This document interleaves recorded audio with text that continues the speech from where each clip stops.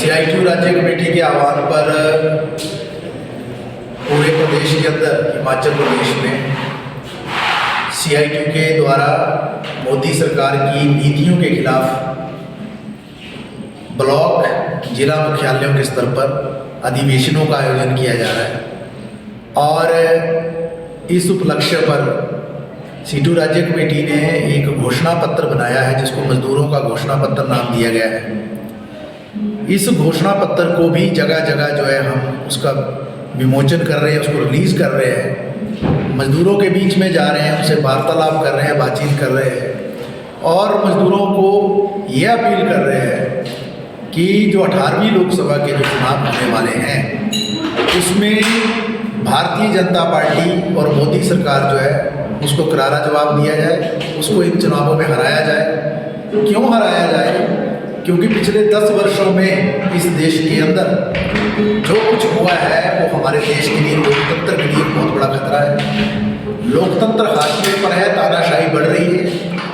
साफ देखा जा रहा है कि हमारे देश के अंदर जितनी भी संस्थाएं हैं, ED है, CBI है, SA है या इनकम टैक्स है या दूसरे जो भी संस्थाएं हैं उनका मिसयूज़ किया जा रहा है और जो भी विरोधी पार्टियां हैं उनके ऊपर जो है बदले की भावना से भी कार्रवाई हो रही है।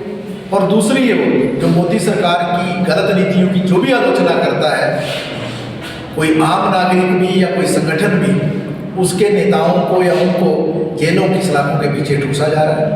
हमने पिछले 10 साल में ये भी देखा है कि अच्छे दिन का वायदा किया था इस सरकार ने, लोग हमने नारे दिए थे, बहुत सारे शगुफे छोड़े थे, 15 लाख खातों में आएगा, अच्छे दिन आएंगे, मोदी की गारंटी है, काला धन जो है उसको लाएंगे और ना जाने क्या क्या बातें की थी। लेकिन आज हम जो देख रहे हैं एक भी वायदे पर जो है ये सरकार सफल नहीं हो पाई और उल्टा इस देश के अंदर जो है भुखमरी बढ़ी है। जो पूरे दुनिया के आंकड़े आ रहे हैं, जो ग्लोबल हंगर इंडेक्स के जो आंकड़े आ रहे हैं, जो मानवीय सूचकांक के जो आंकड़े आ रहे हैं उसमें हमारी पोजीशन नीचे गिर रही है। जो ग्लोबल वेज रैंकिंग के आंकड़े आ रहे हैं उसमें मजदूरों के वेतन की स्थिति बुरी हो रही है।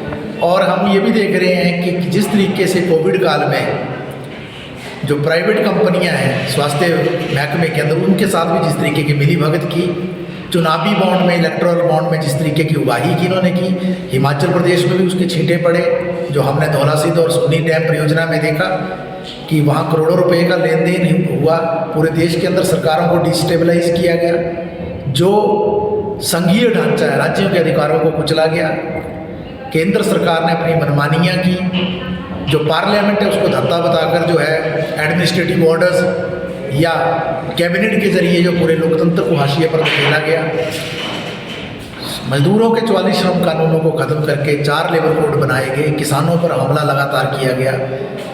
45 साल की भयंकर बेरोजगारी देश के अंदर चल रही है। नई शिक्षा नीति के जरिए जो है छात्रों पर हमला जारी है, महिलाओं का दमन उत्पीड़न, दलितों का, वंचितों का, पिछड़ों का, अल्पसंख्यकों का जिस तरीके से हुआ पूरी दुनिया ने देखा है और देश के लोगों ने भी देखा है। इसलिए हमने मजदूरों से अपील की है। ये अपने अस्तित्व का सवाल है। अगर ये सरकार द्वारा से सत्ता में आती है तो निश्चित तौर से जिस तरीके के अमीरों से मिलीभगत चल रही है और अमीरों के लिए ही इस देश में सारा काम हो रहा है और अंबानी अडानी की सरकार या दूसरे पूंजीपतियों की ये सरकार पूरी तरह से गरीबों के खिलाफ साजिश रच रही है। तो उसके बारे में ही इस अधिवेशन में जो हमने विचार विमर्श किया है और मजदूरों से आह्वान किया है और जो घोषणा पत्र है उसको यहाँ हमने रिलीज़ किया है।